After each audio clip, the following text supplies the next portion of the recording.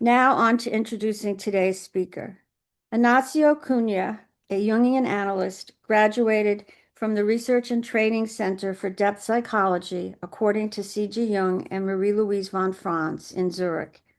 He currently coordinates a discussion forum for analysts who graduated from this center. He is in private practice in Belo Horizonte, I may not be pronouncing that right, Brazil, where he also teaches and organizes meetings on Jungian psychology. He has translated 3 books by Marie-Louise von Franz into Portuguese, and he has published 3 books in English, 2 of which have very long titles. The Lower Limbs in Jungian Psychology, The Girl with Her Big Toe in Her Mouth, that's the first one. And the second is The Feminine Entrapped Within a Fruit, a Jungian Interpretation. And the third is The Costs of Consciousness.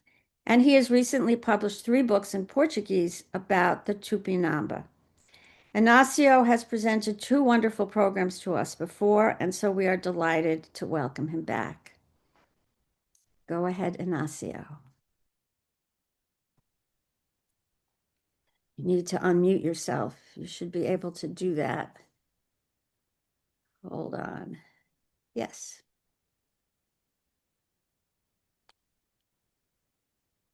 Huh. Can you see it? Yes, we see it. Is that fine?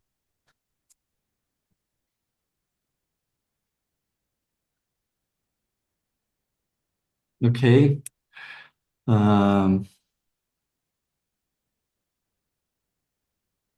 It is again such a pleasure to be back here again. It's been my 4th time here. And it is always a challenge for me, but also a great pleasure to be able to share something that I have been working. I would like first to thank you, Judy Kaufman, the president of the C.G. Jung Club of Orange County, for having me again here.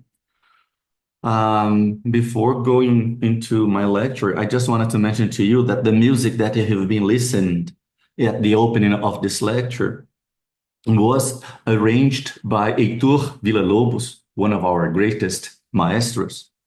He took some fragments that had been written by a French religious man who lived among the Tupinambá in the year 1550.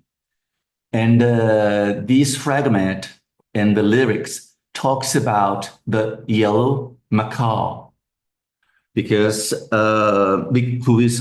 this bird is regarded to be like a honey, but we don't know much more about the lyrics. But the macaws and birds in general are very important for the Amerindian culture.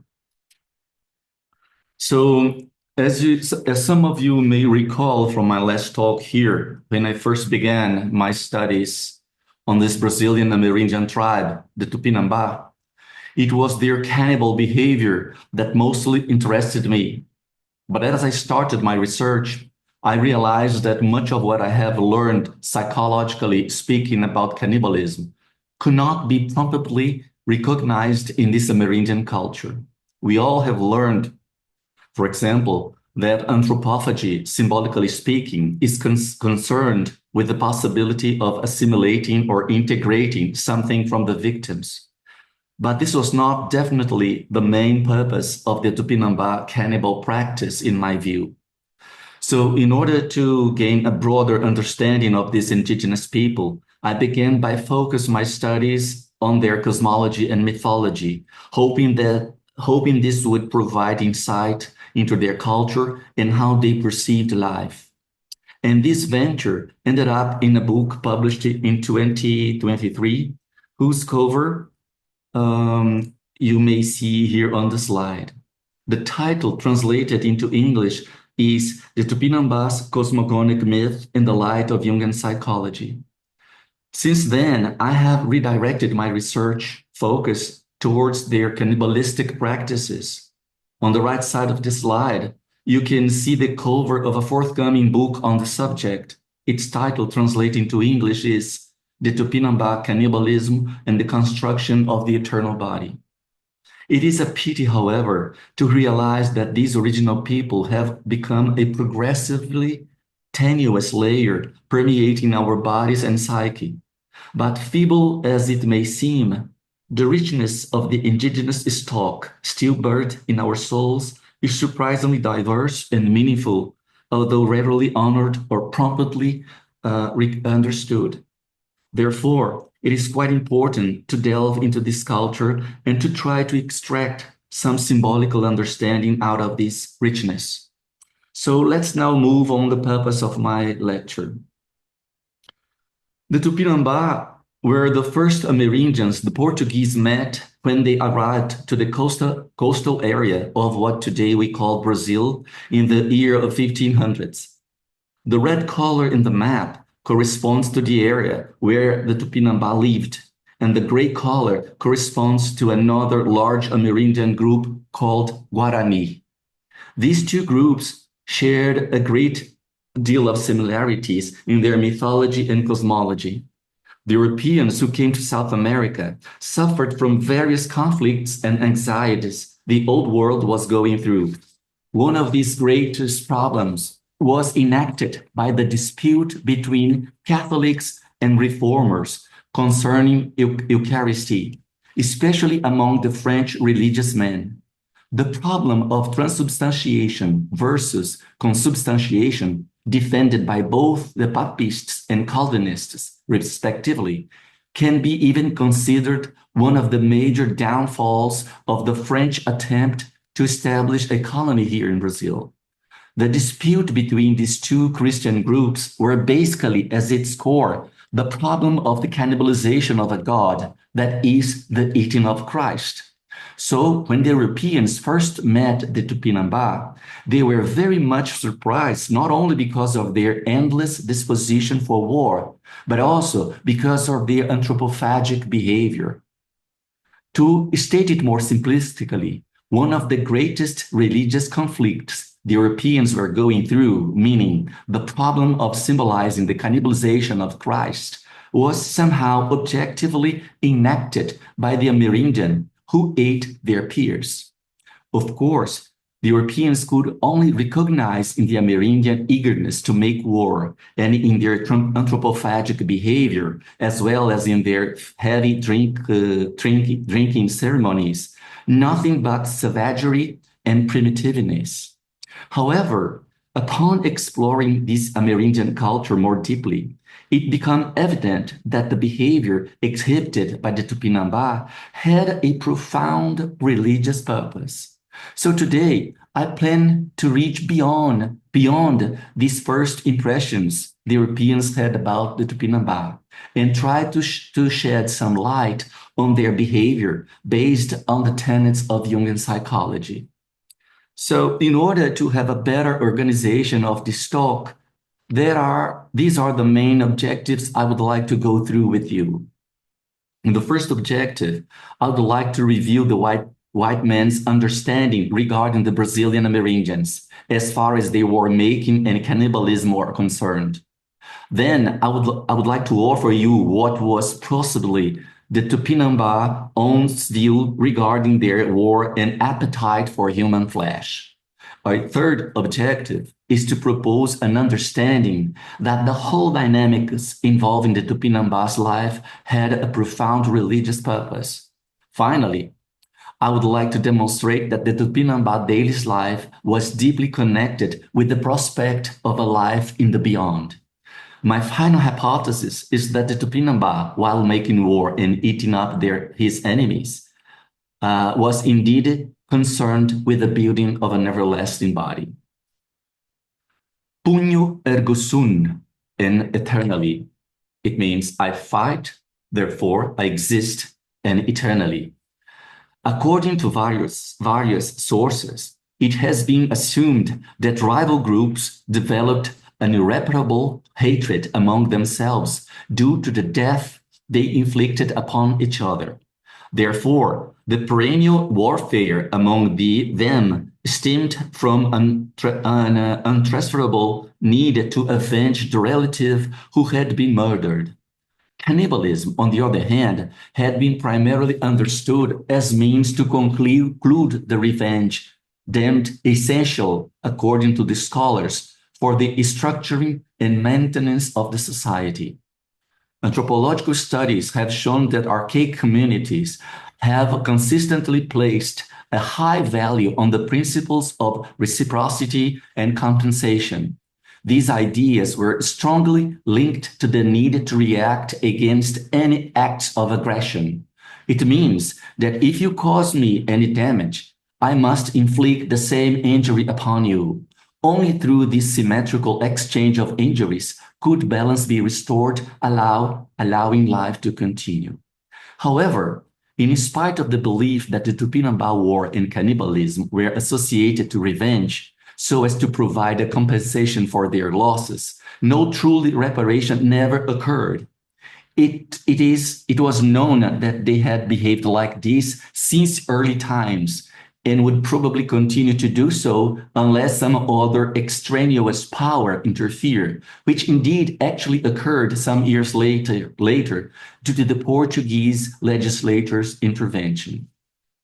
If we compare the war-making disposition between the white man and the Tupinambá, we will see that they drastically differ from one another. The European engaged in war mostly because of economics, geopolitics, power, and so forth. The Amerindians, on the other hand, did not wage war for material possessions, but most certainly for immaterial or symbolic goods. And this was something that really shocked the Europeans. The Tupinambá warfare could not be immediately connected to an ego fulfilling demand. They fought ferociously and constantly against their enemies, mostly for the purpose of obtaining prisoners who would then be taken as victims in their cannibalistic rituals. So let's have a look on why the Tupinambá needed to wage constantly against their enemies and cannibalize them. The Tupinambá was deeply connected to the way they organized society as well as their religiosity. There were at least 3 critical moments recognizable in the life of a male Tupinambá: birth, marriage, and death. In this discussion, we will focus primarily on the male experience, as only men were subject to a complete set of rules governing the attainment of the right to dwell in the land of their ancestors, known as Guajupia. Women were generally not allowed to enter this realm, except under special circumstances or conditions. So a male Tupinambá would be considered a mature man, an awa in their language, when he reached the age of 25. By then, he could be a warrior and proceed with the ritual killing, which would be his most important deed. Only then he could marry, obtain new names, cut marks on his body, and therefore acquire a new personality.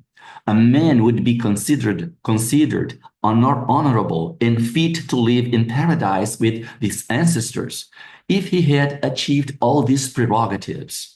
The more enemies a warrior had killed, the more names he would take upon them. Therefore, his personality would be identified as one of great value. He would then stamp marks on his body and would be easily recognized by his peers as a courageous and powerful fighter. The more scars a man bore on his body, the greater the number of enemies he had vanquished. Consequently, these marks would grant him easy access to paradise. It is important to say that a woman would rather espouse a man who was a great warrior and killer, because by being married to such a notable personality, this would allow her to share a life in the beyond as well. So to have enemies and wage against them was a necessity to fulfill social rules. Having this in mind, we could say that Tupinambá war making was not merely about going out and killing enemies. They were, in fact, primarily interested in capturing prisoners to bring back to the village where they would be sacrificially killed. So, from what I have just said, I hope I had been able to show you the importance of war for the making of a male personality. But now, let's explore how its religious importance may look like. In order to go to this topic, let us discuss a little bit on how the Tupinambá understood death and how they dealt with their souls. The Tupinambá believed that while they were alive, they had one soul called Un, although some authors state that the number of souls is more than that. As soon as they died, this soul would split into two. Then there would be the Un soul and the Angeri soul. The Un soul may be understood as that dynamism which fosters biological life, something more connected to the ego personality, thus mortal. The Angeri aspect, in its turn, would represent the immortal soul, something more related to the self-image. If proper care and handling were taken upon death, this immortal soul would have a chance to reach the place where the spirits of the ancestors lived. Because of this, the Tupinambá were deeply concerned about the way they could die. When we revise the literature, it becomes quite evident that to die of not natural causes was a matter of great preoccupation for a true man, a Nawa, for the reasons which I summarize here. First, he abhorred the possibility of dying from natural causes, diseases, and so forth, because it meant that he was not acting out his best quality, which was to be a warrior. Only the weak and feeble would die naturally. The Tupinambá deemed themselves fortunate if they died in the midst of their enemies, and for this reason, they showed no self-pity nor regret. However, they were apprehensive about the possibility of being killed by someone who was not as great a warrior as themselves, for that would be a terrible dishonor and humiliation.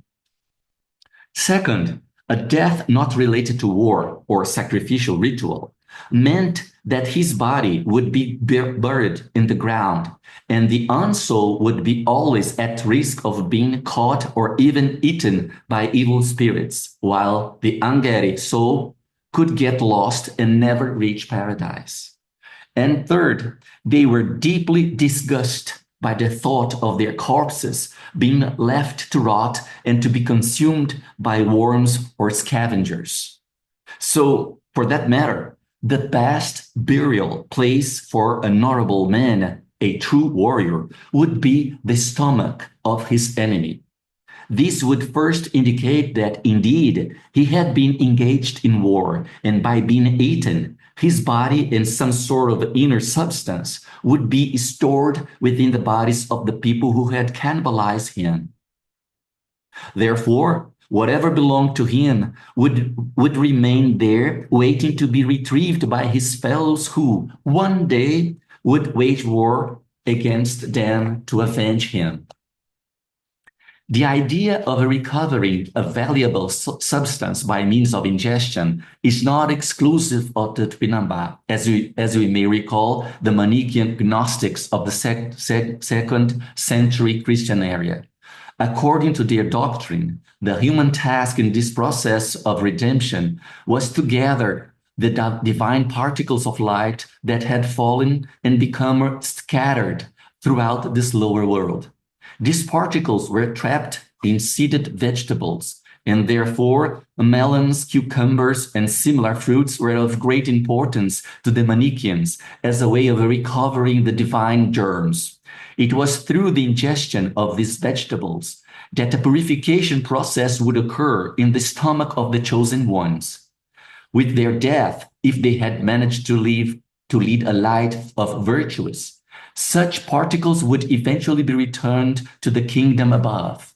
Saint Augustine even ridiculed this group by saying that the salvation of these believers was a redemption that took place in the belly of the elect. So the stomach played an important role in the redemption of both Manichaeans and Tupinambá. For that matter, cannibalism and war were two important happenings the Tupinambá relied on to affirm what they considered a notable earthly existence. It was also a way to preserve their bodies and souls from corruption and loss, thus guaranteeing a life in the land of the ancestors. The enemy's stomach represented, therefore, the most appropriate burial chamber through which a second birth would occur. The Portuguese rulers, however, after more or less 60 years since they first contacted the Amerindians, tried to prohibit these practices. The indigenous, however, said that if the governor took war and cannibalism away from them, they were actually taking away all the glory and honor left by the ancestors. This was indeed a deep blow on their way of living. I think the only way to understand how tragic this was for the Amerindian is to imagine Christian believers being forced to deny the cult of the cross, or the Muslims being prohibited from reading the Al-Quran. This would be definitely a loss of soul. We may affirm here that the Tupinambá death was not just a mere death. This was a notable death which transcended death itself, since it would lead the individual towards an everlasting life. For that matter, we could say that the Tupinambá bellicose disposition was an outcome of their religiosity. Religion was therefore an instrumentum belli, that is, religion was an instrument of war. By now, I hope it becomes clear that both the winner and the so-called loser or victim would benefit from these practices. This table summarizes the benefits that both the winners and the losers would get from their bellicose enterprise. So through war and sacrifice, the winners group would achieve maturity, the possibility to marry and acquire new names. He would be allowed to cut marks on his body, contact spirit, and becomes a principal. He would revenge the dead and recover the relative's spirit kept in the enemy's body through cannibalization.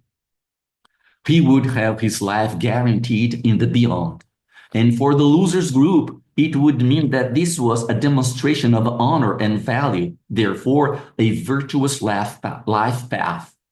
He would be considered the holder of the enemy's spiritual particles and would be himself transubstantiated within the enemy's body. His body would not putrefy nor be eaten by scavengers. He would be revenged and his life in the beyond would also be guaranteed. Now, I would like to amplify and offer more details about how and why war and cannibalism were so important to the Tupinambá.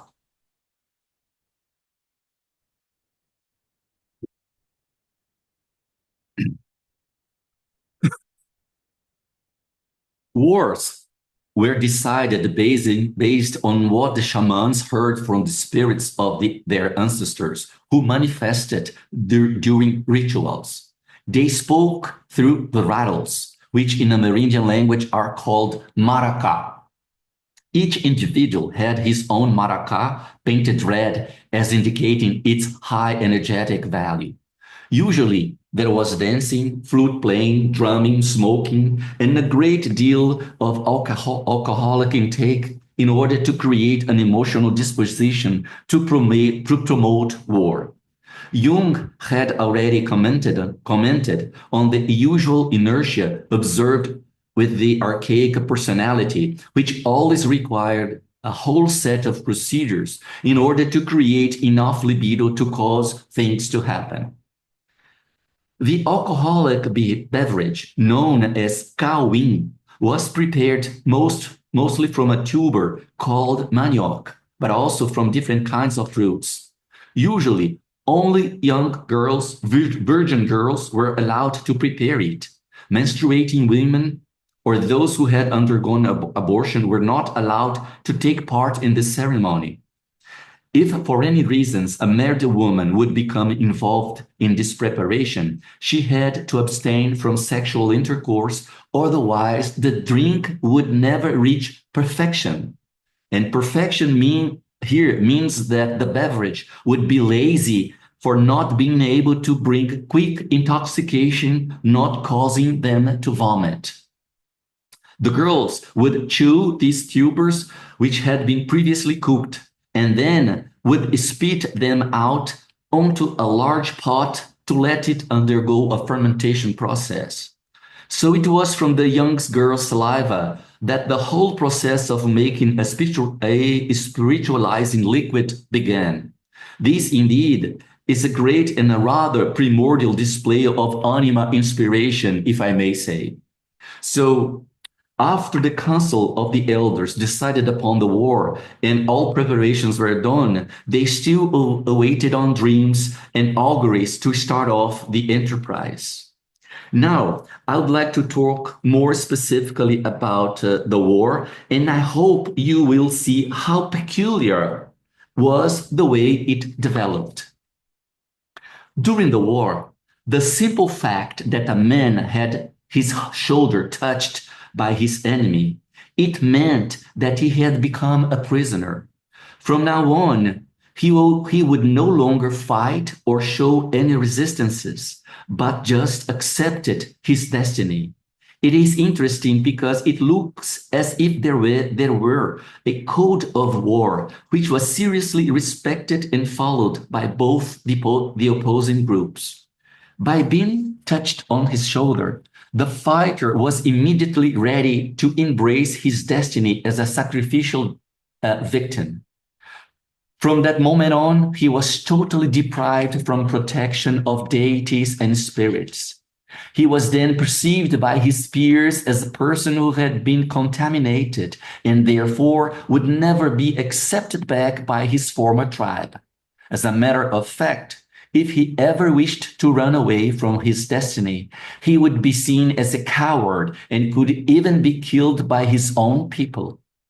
If it was considered extremely shameful if he avoided being tortured and suffering a dignified death. Psychologically speaking, this is a deeply meaningful assertion because it indicates that once you have the opportunity to fulfill your destiny, you better not give up or turn back.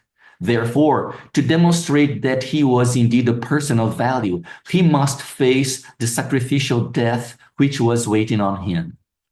This is a very particular way to deal with this universe because the defeated individual completely accepted his capture and showed no resistance to become a sacrificial victim. This was a way to confirm what Jung said in the Mysterium Conjunctionis, that dissolution is a prerequisite for redemption. We have here then another indication that this whole Amerindian bellicose enterprise was indeed connected to something of a higher value. We all know that to surrender to death, not only voluntarily, but also willingly, that is, to undergo martyrdom, signifies that the person is conscious that he or she is at the service of an everlasting cause. On the other hand, the prisoner never lost his pride and honor and continuously threatened his captor by boasting his pride and bravery. He was not at all diminished as a man, on the contrary, since he was consciously fulfilling his destiny. The dialogue between the captor and his victim, recorded by a Catholic priest who lived among the Amerindians, allow us to verify this whole situation. Well, we will kill you, roast you, and eat you. I don't care, responds the victim, for I will not die like a villain or a coward. I have always been brave in war and had never feared death. You will kill me, but I have already killed many of your comrades. If you eat me, you will only do what I have already done myself. How many times have I filled myself with the flesh of your own nation? Furthermore, I have brothers and cousins who will soon avenge me. For the Guarani, another Amerindian tribe, closely related to the Tupinambá, it was said that they have an animal soul that resides on their shoulders. It was this animal soul what gives or characterizes the individual's temperament. If he were a feisty and ferocious man, probably he would have a ferocious animal soul lodged there. If, however, he had a butterfly soul on his shoulder, he was a gentle person.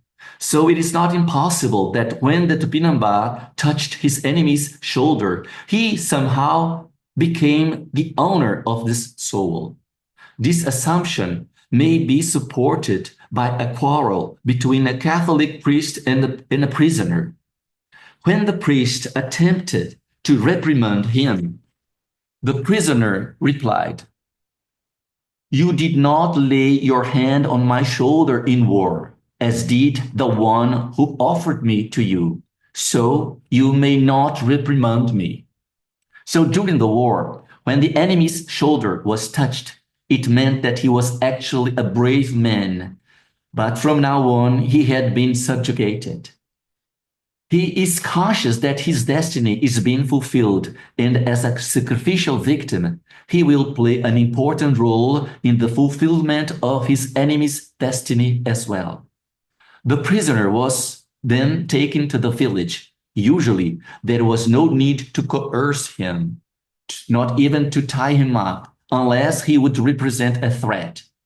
It must be recalled that all along the way back, winners and losers exchanged insults and showed off how strong and brave they were. It sounds even funny to see that both groups verbally attacked and despised each other, but they also recognized the value they both had. This is a great display of shadow projection, if I may say, being depicted in both its positive and negative aspects. When the prisoner got to the village, he was told to announce himself as food that was arriving to be eaten. He was greeted by women who behaved quite aggressively towards him. These women would even hit him as a way to retaliate for the death he or his people might have inflicted on theirs. They would tell him that soon he will be paying for that. They gave him a necklace with a certain number of shells, stones, or bones attached, indicating how many moons it would take before his sacrificial death. They would dance around him and parade him around the village with a rope around his neck. Until then, the prisoner was still considered an enemy, and again, he continued bragging about his bravery and would reinforce the idea that his fellows would come one day to avenge him. He would never demonstrate any fear related to what was happening to him and to what was about to occur. His body was then painted, his hair cut, his body depilated and decorated with feathers and plumes. But now, something quite surprising occurs. After this initial progressive reception, the prisoner was then transformed into a member of the tribe. This happening really strikes us, for as soon as this initial reception completes, all the animosity that had been taking place so far now vanishes. From now on, he was considered a member of the tribe and was kept at the women's care. He would be like a pet for them. He, however, still had an important obligation to fulfill, which was to clean the grave that belonged to a husband, brother, son, or a relative who had been killed by himself or by someone from his group.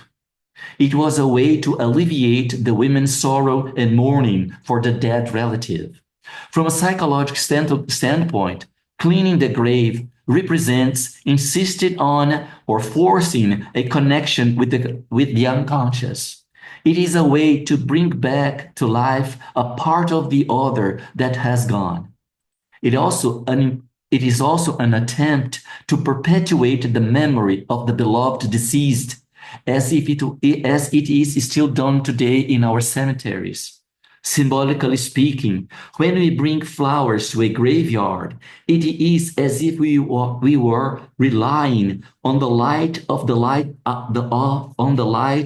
the earthly stars to illuminate the image of our beloved deceased in our souls, keeping them perennially alive within us. After the cleaning, the captive received the bowl, arrows, necklaces, feathers, hammock, fruits, and other things that belonged to the deceased.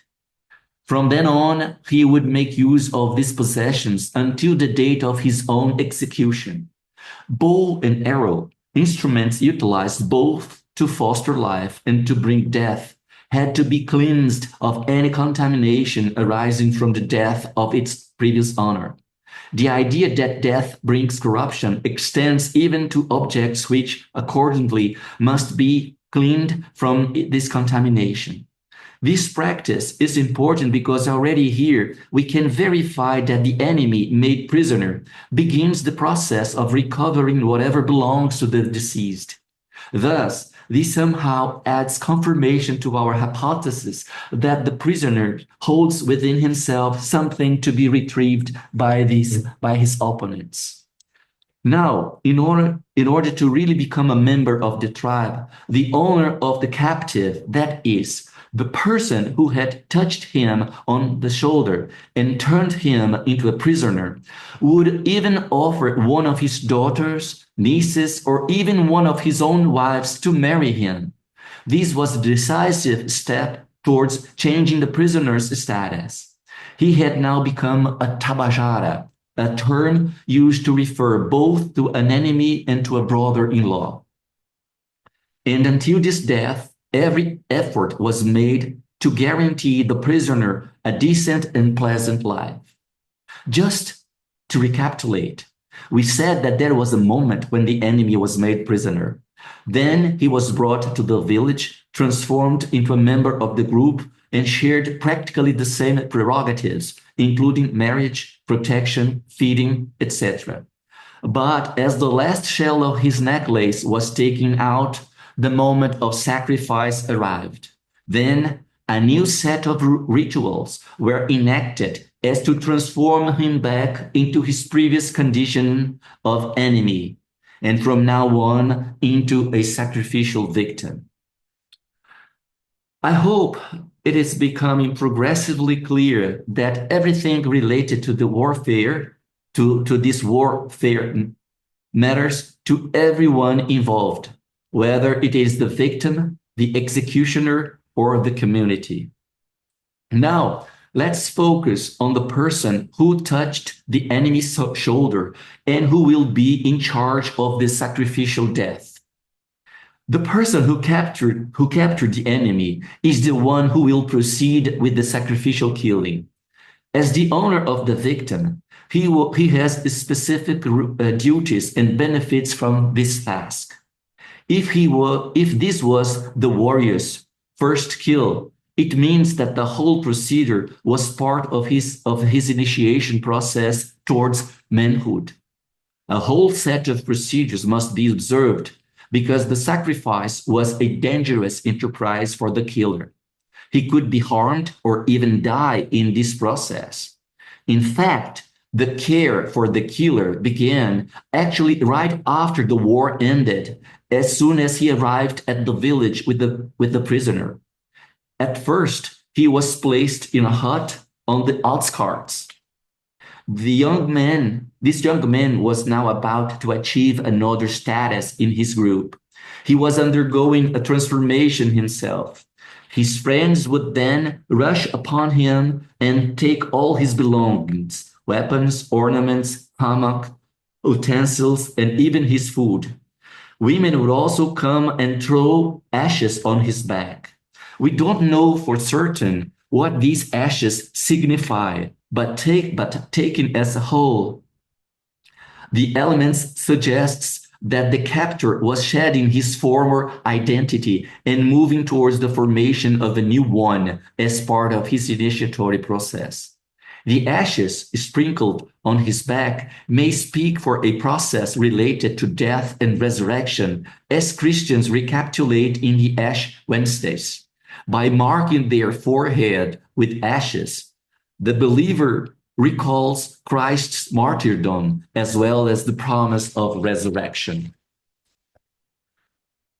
Psychologically speaking, sprinkling ashes reveals the fascination for the continuity of life.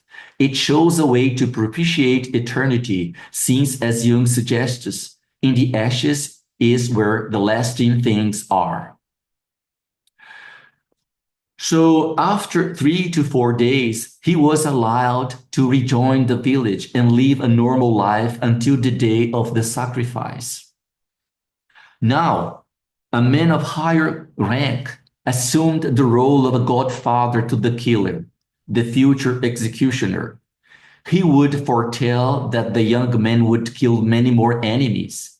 He also gave him a necklace made of jaguar teeth, symbolizing the bravery and ferocity of this predator, qualities the killer would now embody when facing future opponents.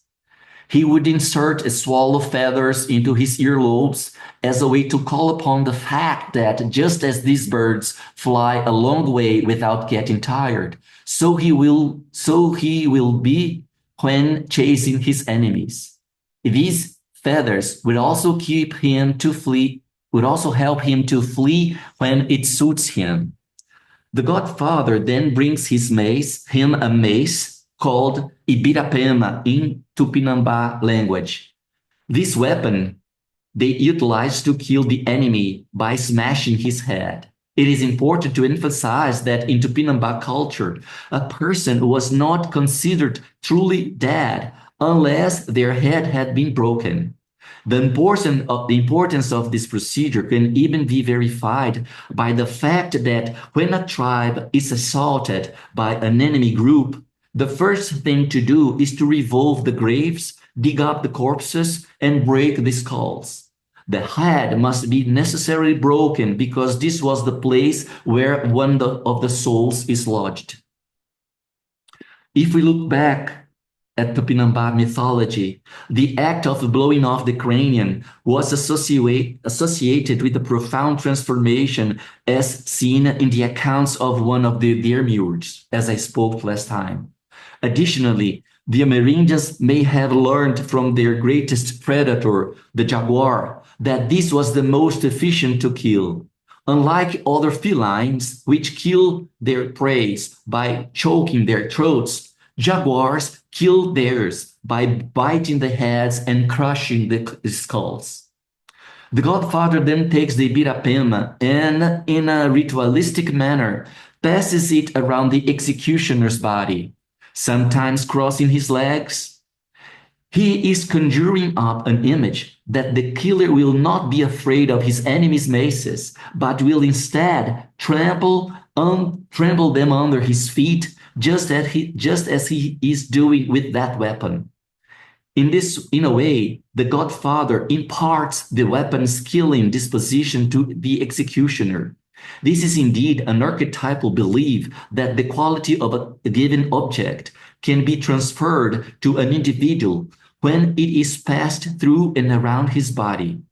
We can verify this in the mystery of Sabazius, a Norfolk cult, where the priest takes a golden serpent and passes it through the initiate's garment. It was assumed that the animal's characteristics were then assimilated by the novice. Before the killing, this ibirapema was carefully prepared by women who decorated with the same graphic pattern they painted the prisoner's head for the sacrifice, as you may see highlighted here on this slide. The ibirapema was a weapon given to the Tupinambá by their civilizing hero. Here you may also see an actual Tupinambá ibirapema that is now in the French and Italian museums. It was made of hardwood and decorated with feathers, straw mosaic, strings, and graphisms. Once the preparation of the ibirapema was completed, it was left hanging overnight in a hut. The women spent the whole night dancing and singing around it as to calm it down. During its preparation, the weapon was impregnated with a craving to kill, so it had to be appeased until the sacrifice hour arrived. All this preparation was a way to consecrate the weapon to the spirit to which the killing was to be offered. Therefore, this was not just a killing weapon, but an instrument which was about to take part in the process of transformation. We also find this sort of interference in the mood of a weapon to modify its primary function in a 16th century alchemical text. The alchemical sword was imbued with an intention to provide the separation of elements, thus restoring the condition of the original chaos, so that a new and more perfect body could be produced. Thus, such a sword is that which both kills and vivifies. According to Jung, Dorn informs us that God decided to take from the angel's hand the sword of hatred, and hanging it on the tree, he replaced it with a golden trident, and thus God's hatred transformed into love. In this tradition, the transformation of sword hung from the tree was a way to force within man's unconscious a Christian solution to man's problem, that is, the repression of his instincts. In the case of the Tupinambá, the dynamics involved in the preparation of the ibirapema were also at the service of installing a situation of disintegration with a will to restoration. What is observed in this archaic community was the first attempts to direct human libido towards a restructuring order in its most primordial form, namely the transformation of a purely murderous intention into a commitment to eternal life. When the day of sacrifice arrived, the prisoner was totally decorated with colored feathers, mostly red and yellow. His face and head were also painted, and he was groomed properly for the occasion. His wife began to cry because she was about to turn herself again into a widow. However, this was really a faked crying, or better saying, a ritual crying. She was indeed quite happy, for she would then take revenge, eat him, and most likely would get a place in the beyond. Another thing that really abhorred the Europeans was the fact that any children born from the marriage between this woman and the prisoner would also be killed sacrificially later on and cannibalized. This means that one of the reasons for that kind of marriage was to raise new sacrificial victims. The prisoner was brought to the center of the village, now tied up by the waist with a ritual rope called musurana. It's interesting to note that musurana is also the name of an ophiophagous snake, meaning a snake which devours other snakes. Usually, it was a rather thick rope which required several months to be prepared. While bound by this rope, the prisoner, having resumed his status as enemy, had to be physically restrained. In a ritualized context, he was permitted to confront and even attack the participants, who were required to remain well protected due to the potential risk of injuries. Actually, the victim was being allowed to enact a symbolic revenge, but everything looked quite real. If, however, he escaped during the ceremony, this was not considered problematic because he, in a certain sense, had been engaged in fight. The killer comes out of his hut to proceed with the execution ritual as if he were dancing, wearing a red feather mantle fastened across his chest. In his choreography, he circles the yard, strangely contorting his eyes and body. With these hands, he mimics a predatory bird descending upon its prey, gradually advancing towards the victim. As you may see on this slide, the prisoner was secured by at least 2 men from both ends of the rope as a way to immobilize him. Once more, there was a dialogue between the victim and the executioner, which illustrates how much committed they both were to each other. He asked the spirits of the victim to cause no harm to his people because what he was about to do was correct. It was reaffirmed that the death inflicted upon the prisoner was a fair punishment to his entire tribe. It is quite evident that the feeling was not a mere revenge, just an uncontrollable anger or an unstoppable hatred that would culminate in the execution of the prisoner. Rather, it was a bloodshed that met mostly the need to cleanse the honor of the group that lost its relatives. They wanted to recover their souls. Actually, it was a mise-en-scène also carried out to reestablish an order. Indeed, it was a repayment of an obligation. Death here functions as an ordering principle. One of the executioner's greatest preoccupation was the potential anger of the victim's spirit following the execution. Therefore, some precautions were necessary.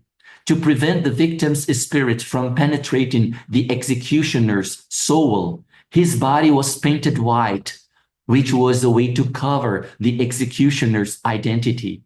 It's worth mentioning that this practice resonates with the Orphic tradition, in which the initiates clothed themselves with white clay or plaster to hide their identities.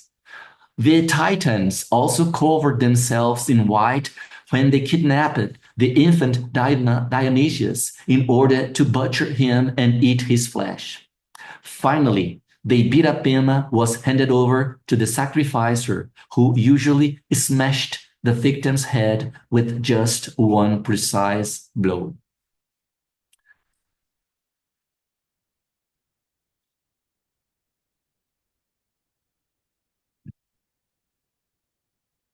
With the shattering of the victim's head, women hurried with gourds to collect the blood.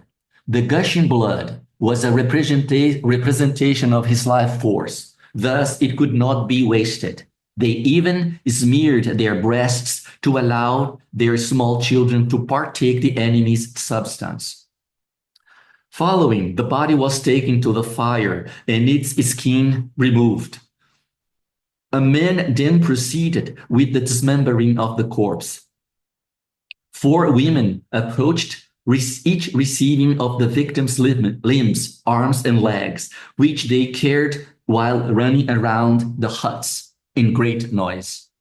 The emphasis placed on dismemberment is not without archetypal foundation, as evidenced by Jung's interpretation of the visions of Zosimus. He commented on the symbolic meaning of this practice, which is quite pervasive in alchemical discourse. According to him, dismemberment often accompanies the need to harmonize or to initiate a process of bringing about a certain order to a situation of chaos. He says, the dismemberment of the victim corresponds to the idea of dividing the chaos into its four elements. The purpose of this operation is to create an ordering principle to the massa confusa. From a symbolic point of view, the fact that women took the dismembered limbs and in a centrifugal movement ran across the village evokes another archetypal image associated with the rituals of propitiatory magic. Generally speaking, the purpose of this dynamism is to promote transformation in all directions, channeling the rich energy concentrated at the center.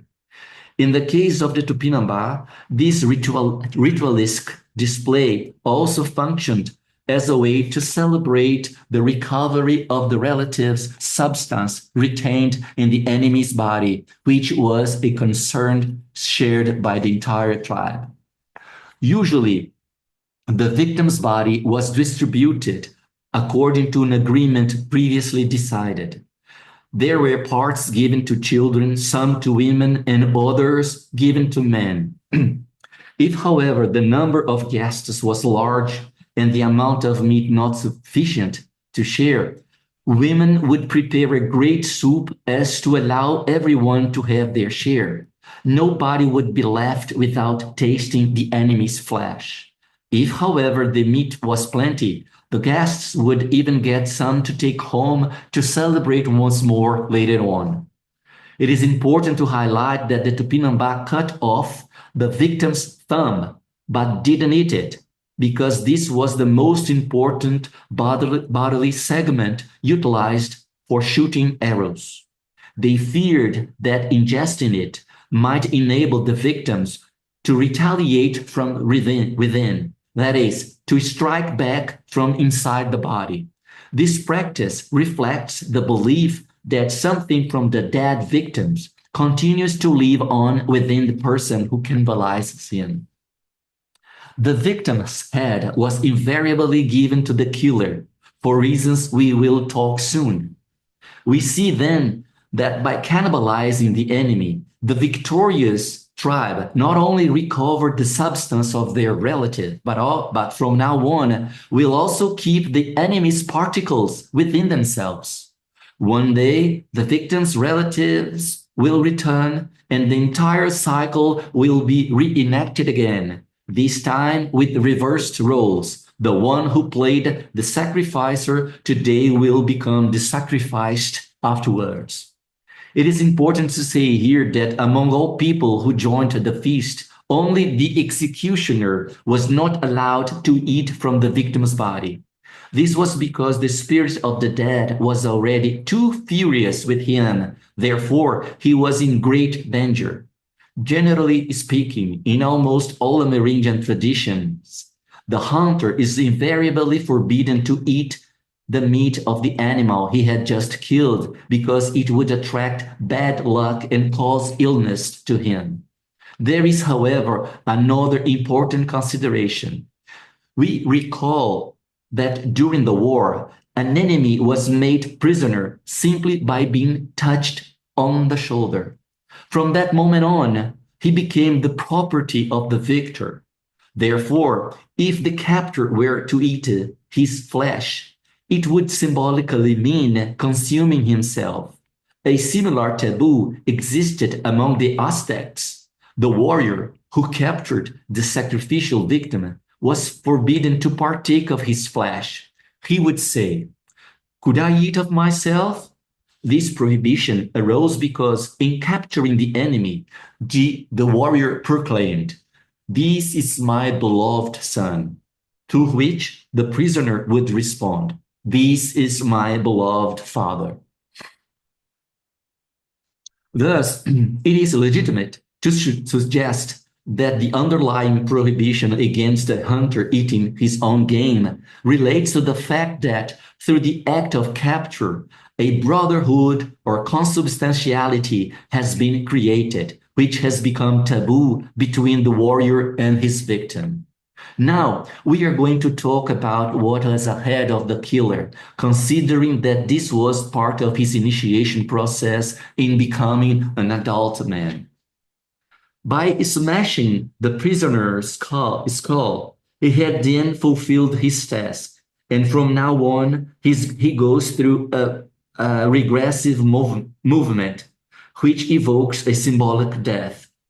He adopts an attitude of reserve, introversion, and intense care towards this new situation, a condition marked by profound vulnerability. The upcoming procedures are carried out to protect him and to strengthen his personality with the ultimate goal of bestowing maturity upon him. These behaviors are meant to prepare him to assume control of his new status as an adult man. After the execution, the killer removed his feather cloak, set aside his ibirapema, and was carried back to his hut by his companions, ensuring that his feet did not touch the ground. At the entrance, his godfather awaited him, holding a bow positioned vertically, with each end touching the top and the bottom of what would form the doorway frame. He kept the string taut, creating a passage for the killer to walk through. What we see here, then, is an image that, at first glance, evokes the idea of a birth canal. Great care had to be taken not to touch the mountain structure. And as soon as the sacrificer passed through, the godfather released the bowstring, simulating regret because what was aimed at was missed. The purpose of this ritual was to endow the killer with speed in battle and agility to evade his enemies.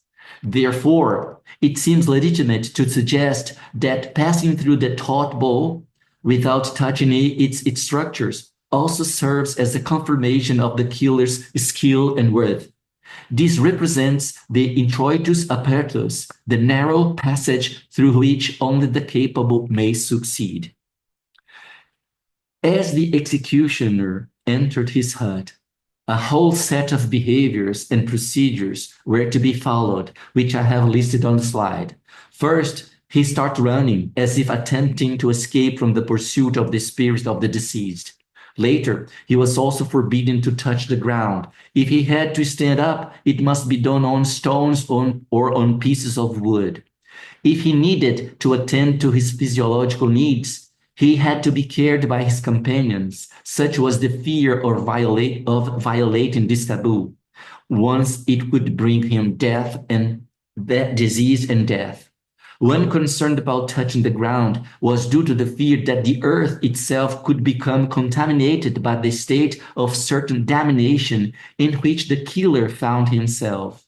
On the other hand, because he was so vulnerable and still unprotected, any spirit or agency dwelling on earth could also penetrate him.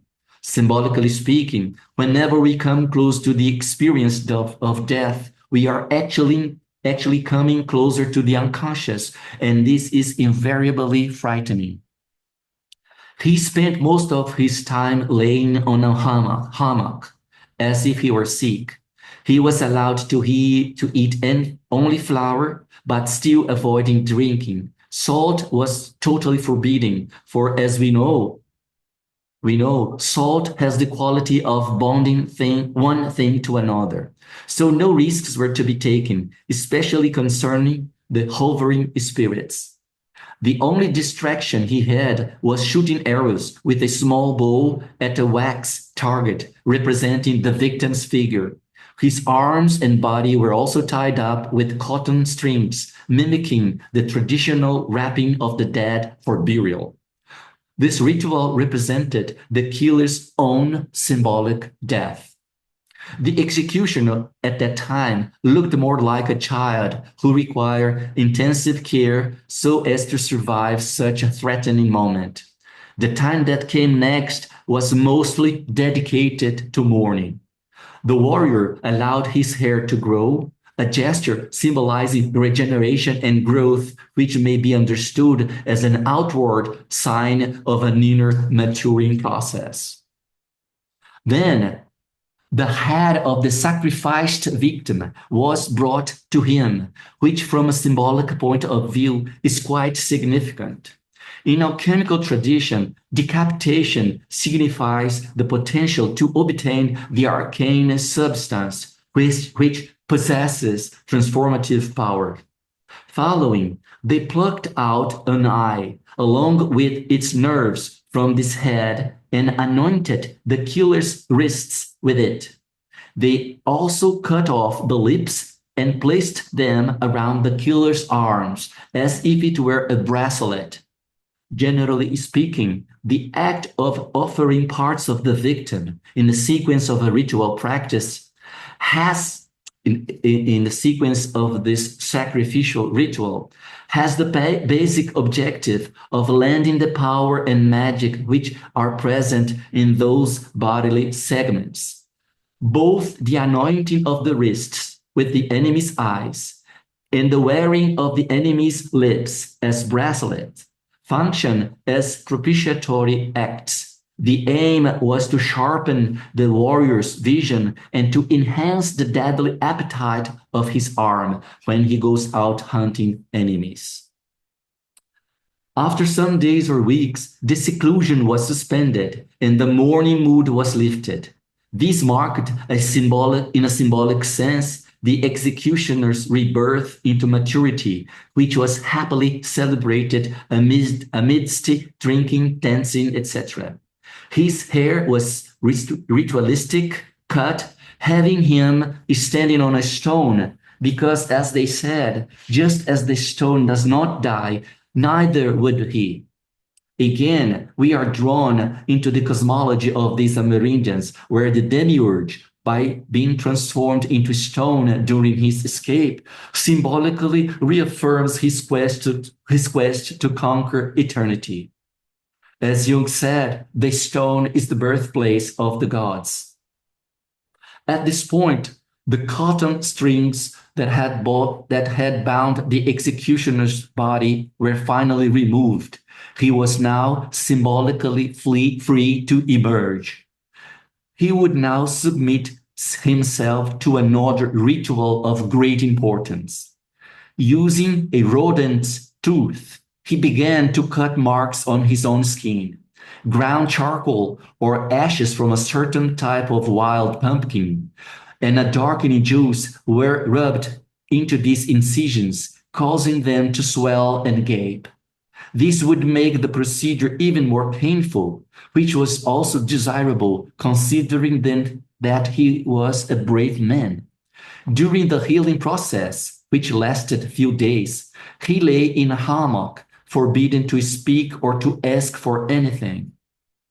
Scarification was such an important and prestigious practice that there were warriors whose skins were practically fully covered by scars, as you may see on this illustration portraying two great Tupinambá chiefs.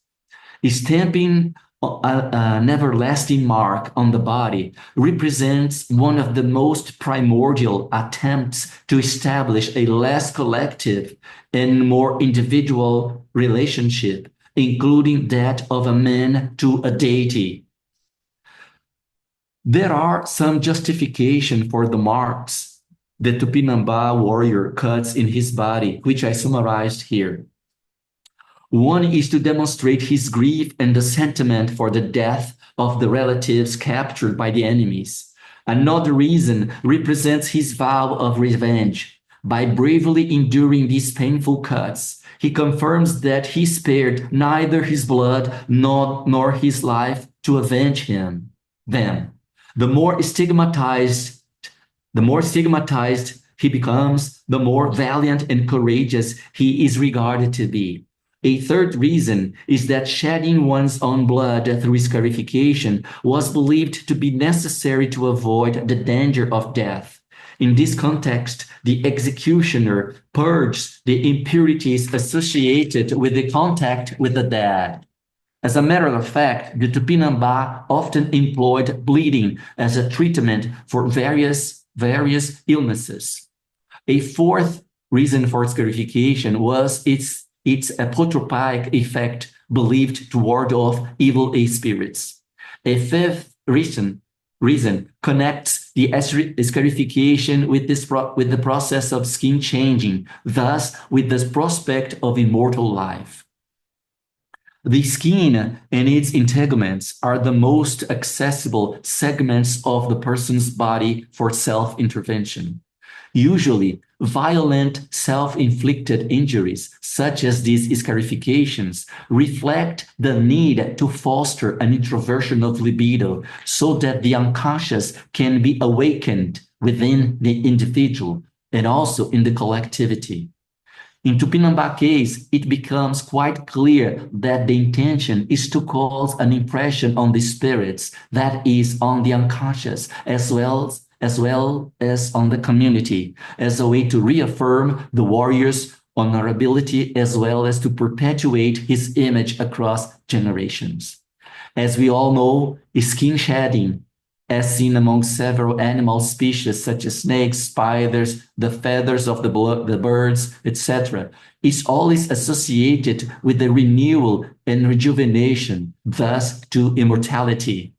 Symbolically speaking, the colored scars the Tupinambá gets from the cuts smeared with juices is a way to obtain a new skin. Therefore, it speaks for his craving for immortality.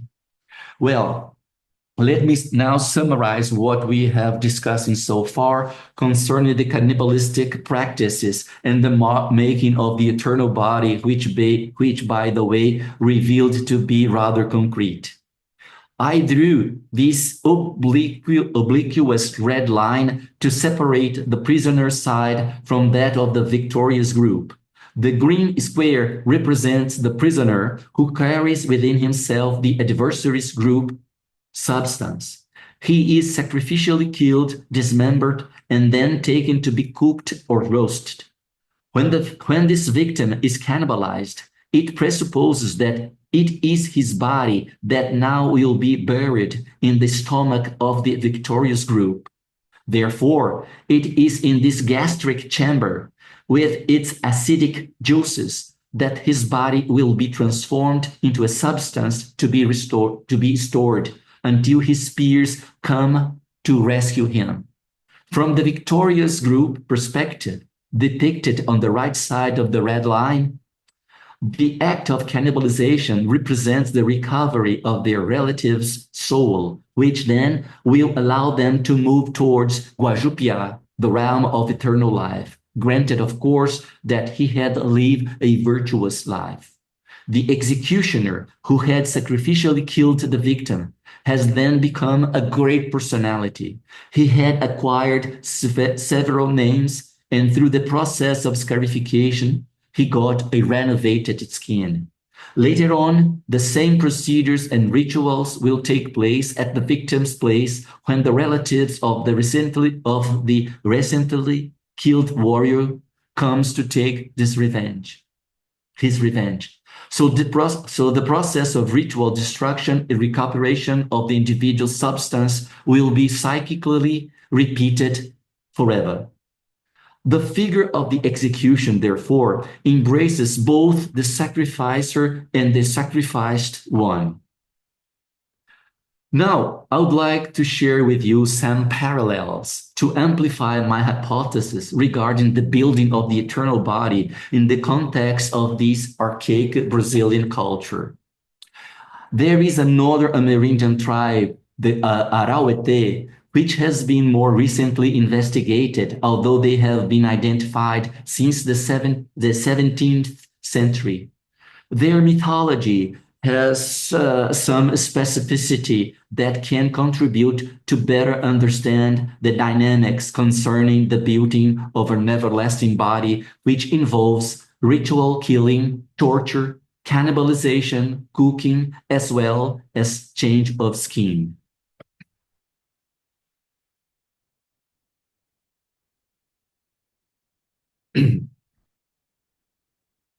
According to the Arauete myth, as people die, their souls ascend to the treetops where they received the breath of the Lord of the Vultures, who reanimates them. These souls then reach the heavens, and there they are killed by the gods. Since there is a relationship of enmity between them, this is because the souls are ugly and stink, considering that they are dead.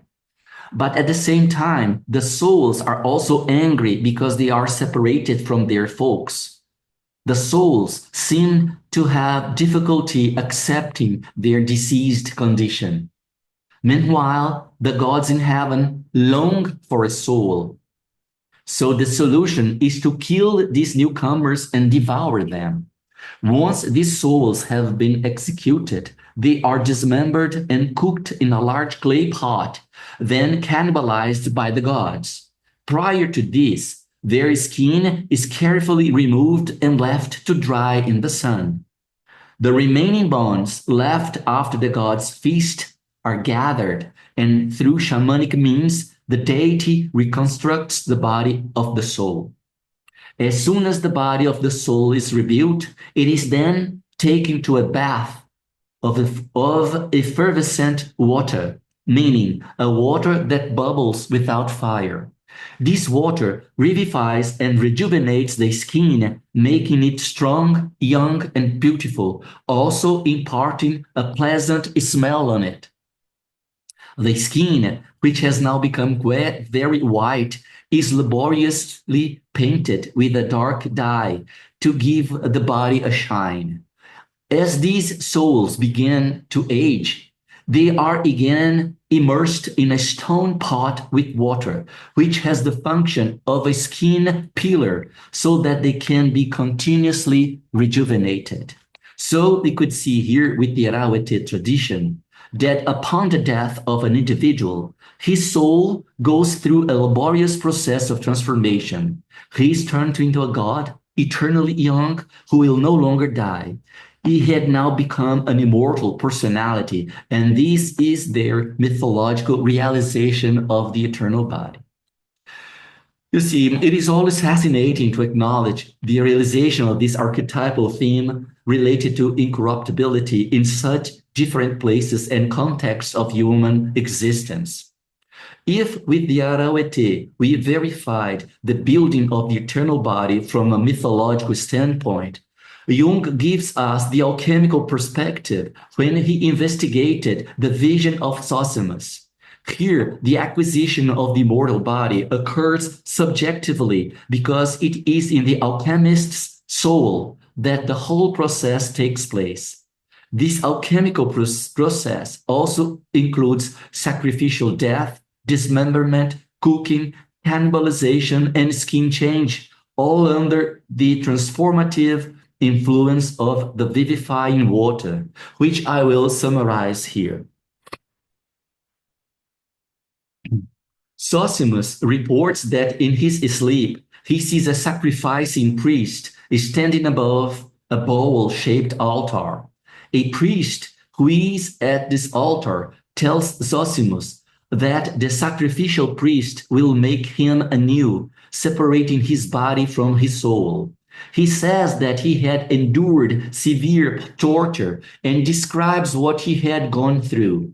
This priest says that someone has come running down and has dismembered him with a sword according to the rule of harmony. This alludes to the fact that dismemberment is at the service of correcting a situation of chaos, as previously mentioned. He also tells that the skin of his head was removed and his flesh and bones were burned by the fire of the art, until a process occurred in his body that transformed him into a spirit. This priest who has been sacrificed is then identified as the one who sacrifices. At a certain point of the vision, we also hear that the sacrificer vomits his own flesh, meaning that he had cannibalized himself. This symbolically alludes to the fact that he has acquired the capability of self-renovation, which points to the attainment of eternal life. Later on in this vision, the same bowl-shaped altar with boiling water, where a large number of people is immersed.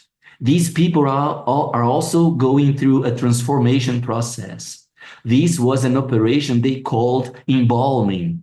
Those who seek to obtain the art enter there and become spirits as they escape their bodies.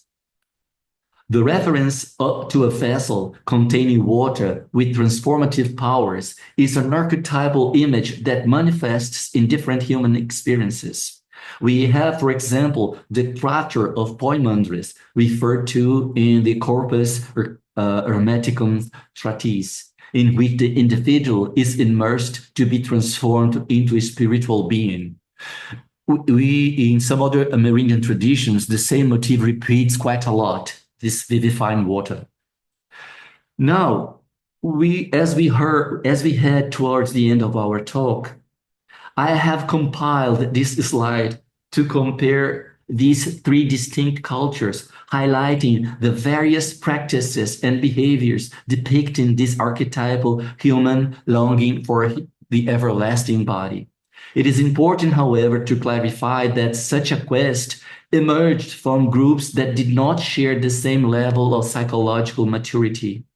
We have here three columns indicating primarily that while the Tupinambá pursued their quest in a concrete and objective manner, the Arauetes' search was mostly rooted in their mythological narrative.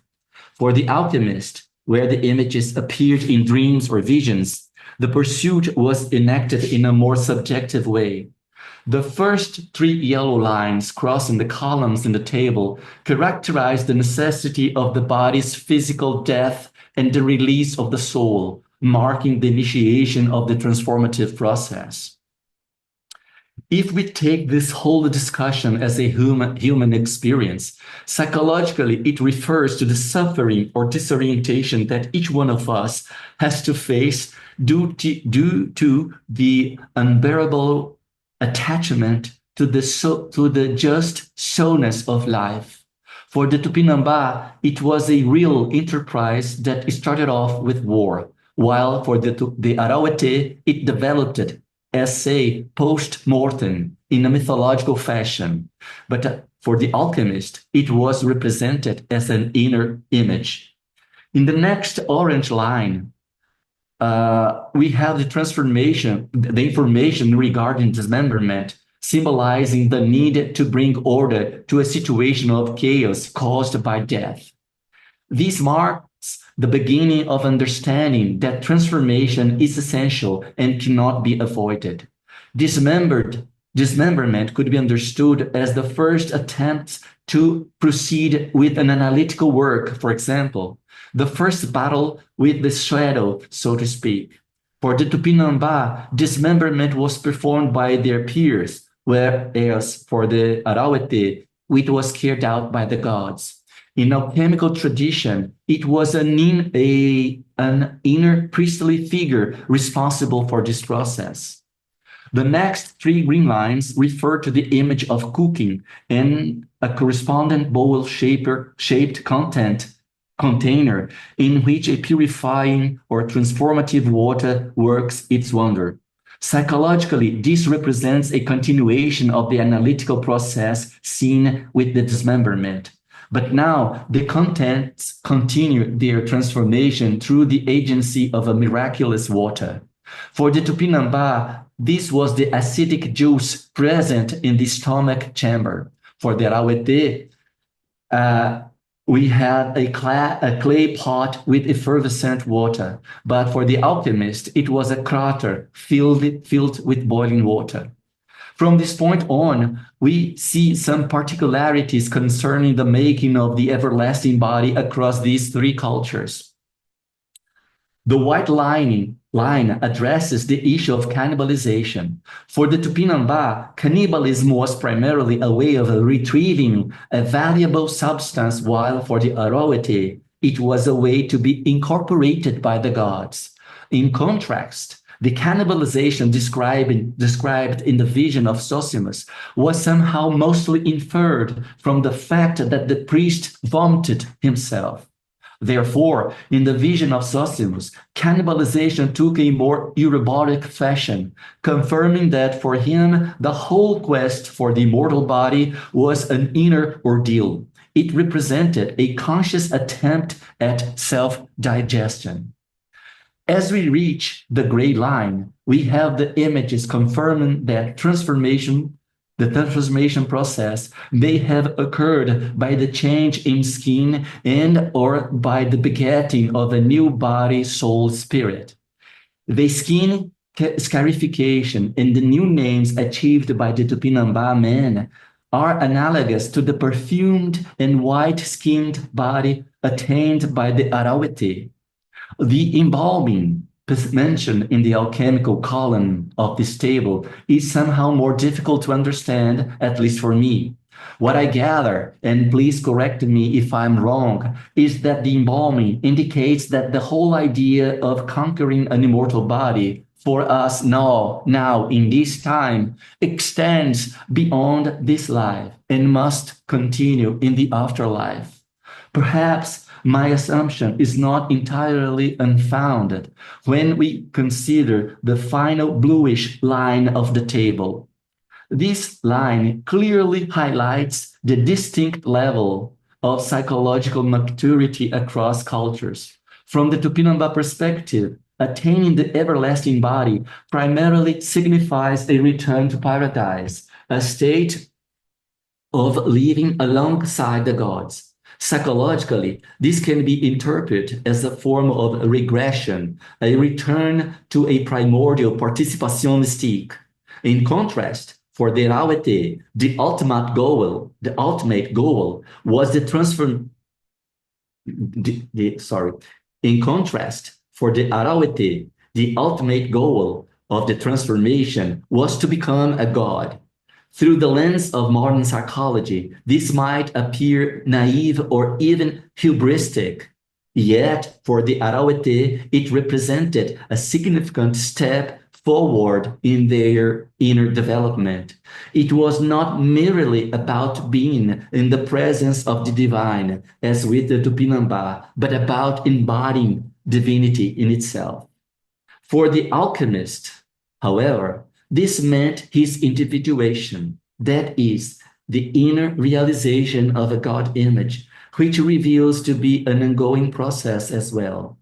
What I have understood so far from what both Jung and Marie-Louise von Franz commented on the individuation process is that this life alone here is not enough. It requires the continuation of a life in the beyond to truly come closer to the adamantine body. Well, it is needless to say how much this material touches my heart. I have always been aware of the richness and beauty one can find in these archaic societies, and for me, especially the Brazilian Amerindians, for their remarkable diversity. I am deeply grateful to both Jung and von Franz for lending me their redeeming pair of spectacles represented by their analytical psychology. Through these lenses, I have been able to find meaning in these archaic cultural manifestations. And still, quite importantly, this process has offered me the precious opportunity to delve deep into my own soul. Therefore, I sincerely hope I have been able to offer you something that touch the best of the humanity that dwells within each of us. Thank you so much for listening to what I have shared here. Thank you.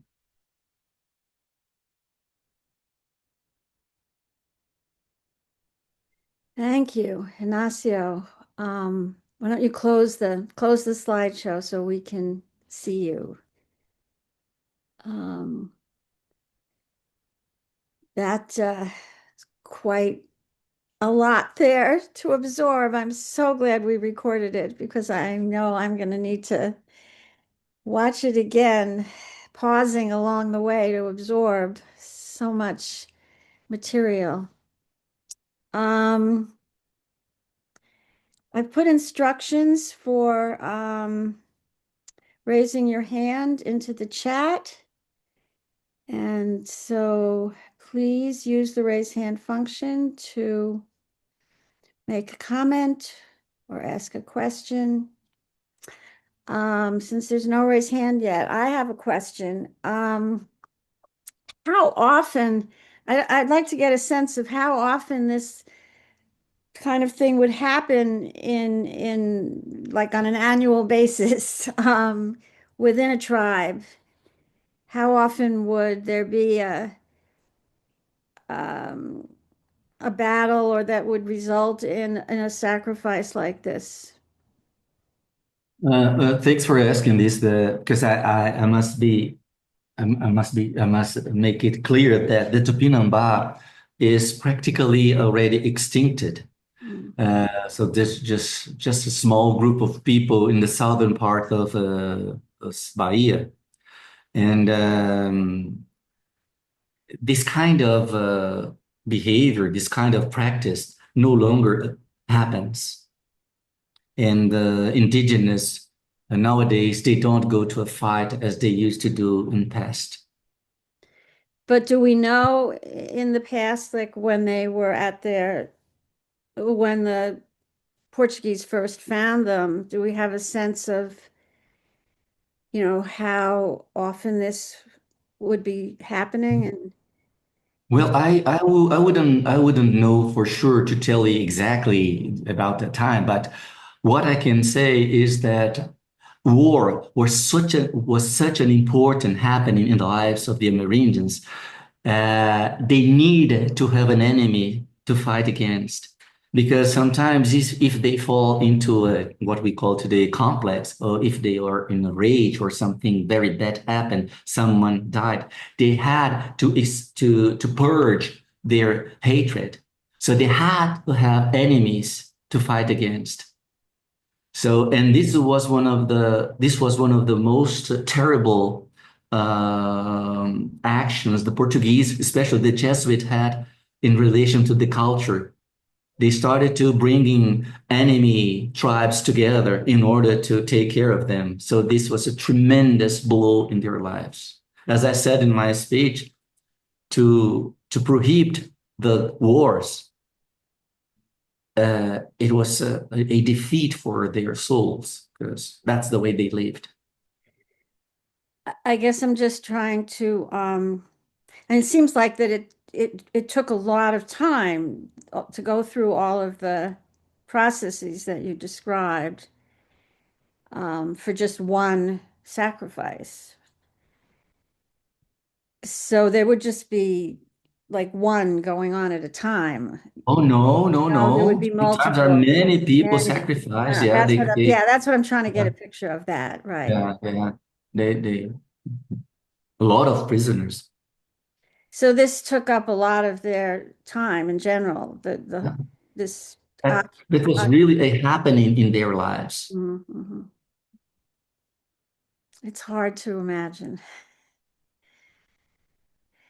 I think you've overwhelmed everybody. We don't have any raised hands yet.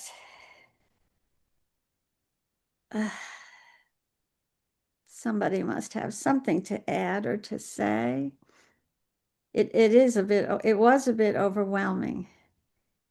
And I've seen this before. When a talk is really overwhelming, people are just okay. Afton Blake.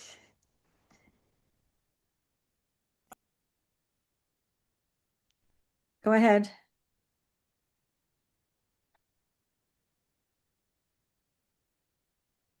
Or maybe Afton Blake or Lucas. Just go ahead. You're there. You should be able to unmute yourself, Afton. There you go. Oh, yeah, I couldn't before. Well, since no one's asking a question, I'm curious about more about the women's role in this. It seems like their whole culture was centered around this, so I'd like to know more about the women.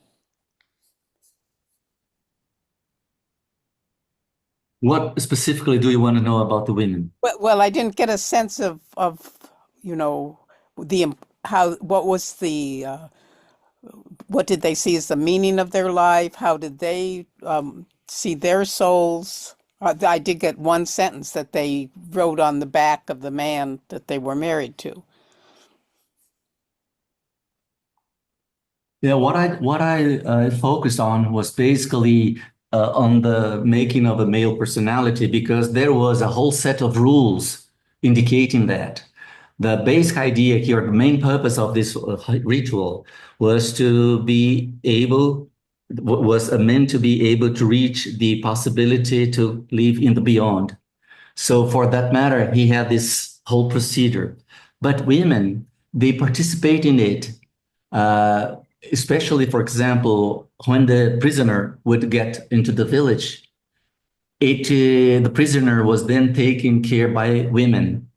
Usually, they prepared him, they took care, and as I said, they even married him and would, as a way of compensating for their losses.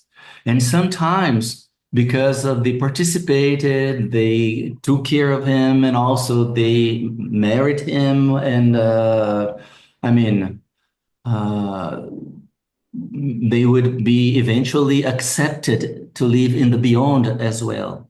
But for example, usually in the indigenous tribe, the women are very much related to the caring for the spirits who are coming, and also to the spirits that are going.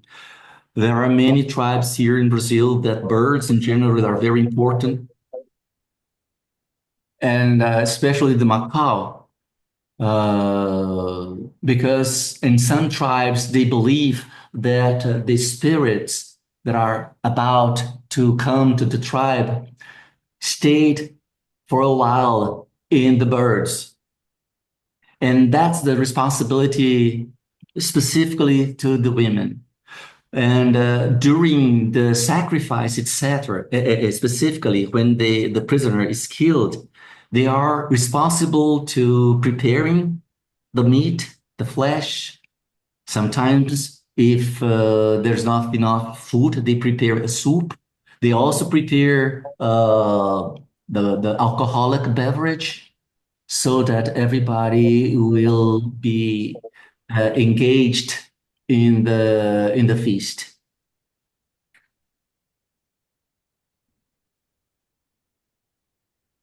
Okay, thank you. There was a funny little sound just as you said the word bird. Not sure what that was. Next we have Catherine Queasel. Yes. Thank you, Inacio. That was it's mind stretching to, follow the wonderful path that you put through those two ancient tribes, and then, well, the one ancient tribe and the next, and then the alchemy. I was really struck by several things, but one of them was the care they took of the executioner, which, thinking about that in reality in our own culture, people that still do carry out executions, what kind of care, if none, probably none, or very little. But also symbolically, you know, when something, in a sense, executes something within ourselves, or someone else does or says something that seems like an execution, how do we handle that? So, but I was very touched by, or moved by, the way they cared for the executioner. So I don't know if you have any more comment about that, but I'd be glad to hear it. Okay, thank you, Catherine. It's good to see that you are there. Uh, you see, as I said, if this was the first killer, the first killing of the warrior, it would mean that this was his initiation process. So he was about to turn into a mature man. And by becoming a mature man, a whole set of responsibilities or duties he would embrace from that moment on. So the act of killing itself was full of danger because the spirit of the victim became quite furious, and he could be possessed by this spirit. It could bring disease to him, and also it could kill him. And there was a lot of concern about helping him to act the act of killing, but also to help to protect him against the spirits. So, because it was his way to become a man, to marry, to have children, and to allow life to continue to move on. And of course, this would allow him to change his skin, to get new names, and this would be very important for him to be recognized by the gods. It is interesting because I worked with another tribe, and this preoccupation of the indigenous person to be recognized by the god as as a son was very, very important. In one work that I did, an indigenous called Uira was searching for his god, and he had to walk a long, long way and fight enemies and try to keep his family together. But one of his greatest preoccupations was to keep his headdress tight, his bracelets, his painting, even his food, everything very well arranged, very nicely organized, because he should be sure that when he comes back, he comes to his God would recognize him as his son. So this was something very important for the tradition. Thank you. Okay, thank you. Terence Wapshall. I wanted to congratulate you and thank you for such wonderful scholarship. It's so very impressive. I wonder if you could say a bit about your process, the sources that you used, and your method about using the von Franz and Jungian spectacles. Thank you, Terence. You see, I'll try to make it short because I could digress a lot about it. But when I was still in my studies in Switzerland, I became quite aware of the richness of this Brazilian Amerindian stock we have here in Brazil. So I started to delve into the culture. I did some other works, but I decided to study the Tupinambá, even though they were already extincted, because you see, there's so many tribes still in Brazil.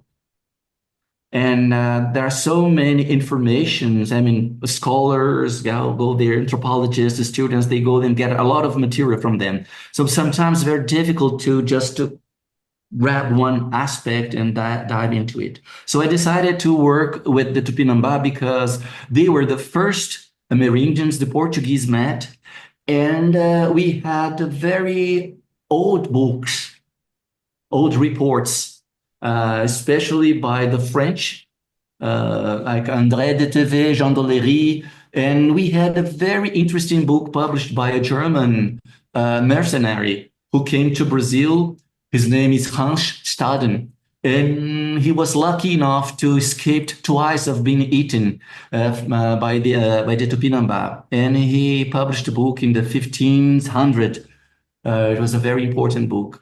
So I had access to these books, to this, and by then they are called reporters or chroniclers, not writer or researchers, because mostly were priests or just people who accompany the fleet who came to Brazil. So there are more reports from other religious people and other travelers. So I delved into it. And as I said before, my primary interest was just to focus on cannibalism. And I realized that I had to study more about their cosmology and mythology. So it took me over 5 years to gather this material. And